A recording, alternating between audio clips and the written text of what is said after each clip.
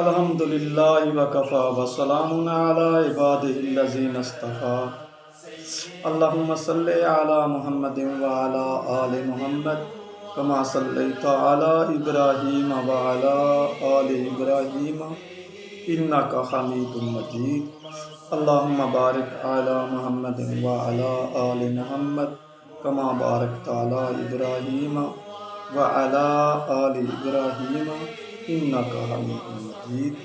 اما بعد، کہا جاتا ہے کہ سورج ساکن ہے جبکہ باقی سیارے حرکت میں ہیں، لیکن قرآن پاک نے ہمیں بتایا ہے کہ سورج حرکت میں ہے۔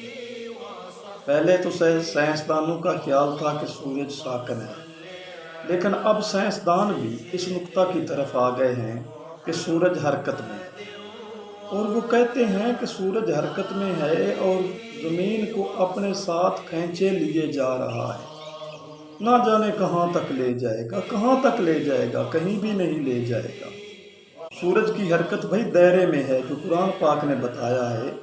سورہ یاسین کی آیت نمبر 40 ہے، لَلشَّمْسُ يَنبَغِي لَهَا أَن تُدْرِكَ الْقَمَرَ وَلَلَّيْلُ سَابِقُ النَّهَارِ وَكُلٌّ فِي فَلَكٍ يَسْبَحُونَ، کہ یہ سورج کے لیے نہیں کہ وہ چاند کو جا پکڑے، اور یہ رات کے لیے نہیں کہ وہ دن سے پہلے آ جائے۔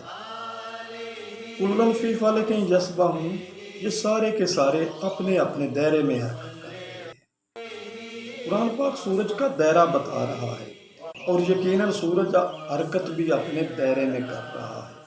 اور رسول اللہ سے پوچھا گیا کہ سورج کا مستقر کون سا ہے، تو آپ نے فرمایا کہ اس کا مستقر عرش عظیم ہے، اور یقیناً یہ عرش عظیم کے نیچے اپنے دائرے میں حرکت کر رہا ہے، اور ایسے ہی اس کی حرکت ہے جس طرح کی یہ دائرہ دکھایا جا رہا ہے۔ اور انشاءاللہ العزیز اس نقطہ کی کسی دن اللہ رب العزت کسی اپنے بندے سے کام لیتے ہوئے وضاحت کروا دے گا۔ میں امید کرتا ہوں کہ میرا آج کا لیکچر آپ لوگوں کی سمجھ میں آ گیا ہوگا۔ اگر لیکچر سمجھ میں آ گیا ہے تو یوٹیوب چینل بھی سبسکرائب کر دیں، اور ساتھ ہی فیس بک پیج کو بھی فالو کر دیں۔